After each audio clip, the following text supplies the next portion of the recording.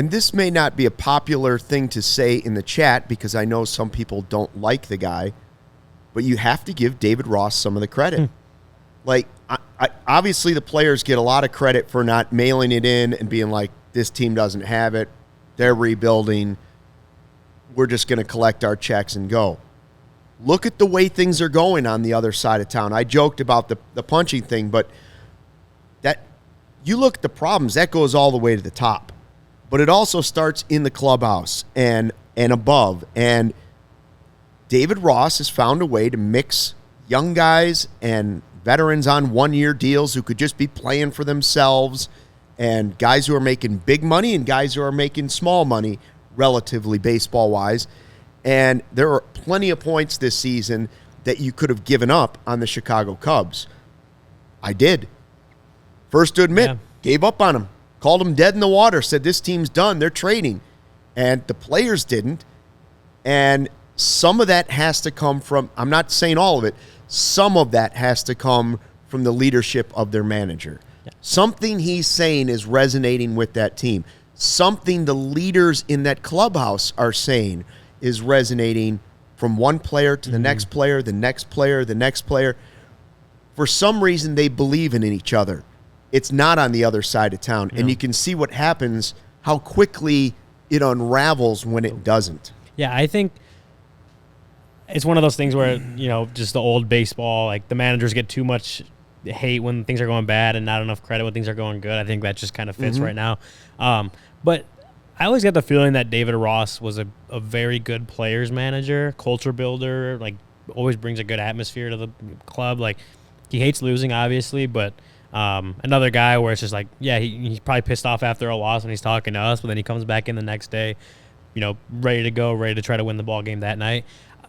I think he's very good at getting players to buy into the kind of message he's putting out there, and it obviously helps that they have better players than they did last year or even the end of 21, and obviously it helps that guys are actually performing right now when we know there's been large chunks of the season when I look at it, it's like I don't think David Ross is managing that much differently than he did the rest of the year, but he's getting really, really good player performances right now. Like, when you look at some of the worst stretches when there's a lot of hate for David Ross, but you also looked at it, you had to admit that there was a lot of poor performances from the players. Like, no one was performing well at the same time.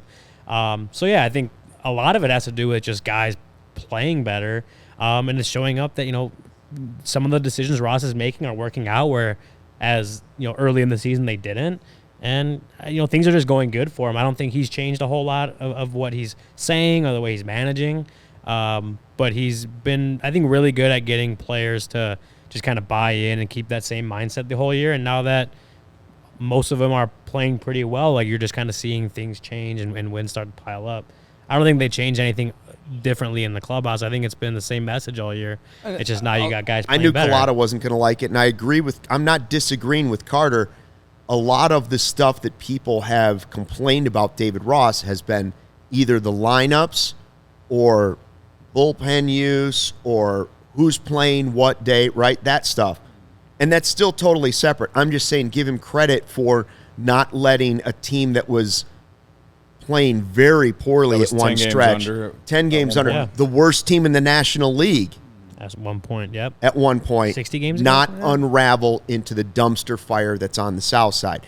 You have to give him some credit. I'm not saying the other stuff's been perfect. Believe me. It hasn't been perfect. No, but I'm just saying for this part of it, let's recognize that he is bringing value in this way. Even if you disagree with the other stuff, clearly something he's doing is correct in that clubhouse. Yeah, I tend to agree in terms of what you're saying. I've always said this, that to me the manager is all about just getting the guys to play for you and just, the consistency that he brings in the clubhouse every day, get the guys, get their work in, do all this stuff, and just, that consistent mindset of whatever to try and get these guys to play to their best potential.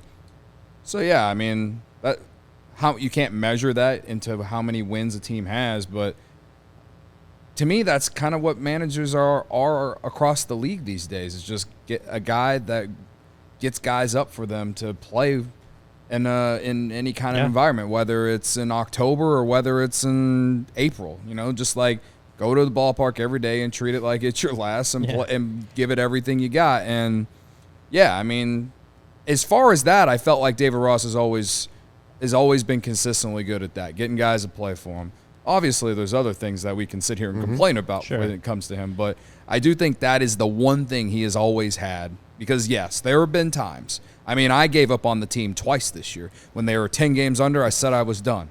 Whenever they won 11 and 13, they reeled me back in, and then they freaking, what? I don't know. They started losing again shortly after that, and I was out again. But, you know, it helped. Obviously, it helps they play in a division that's not that great. It helps that they play in the National League. That's why they're in the final wild card spot right now. Like, yes, but who cares? Like, this team, again, this team was, at this point, they look like a team that we should have seen this year for the entire year.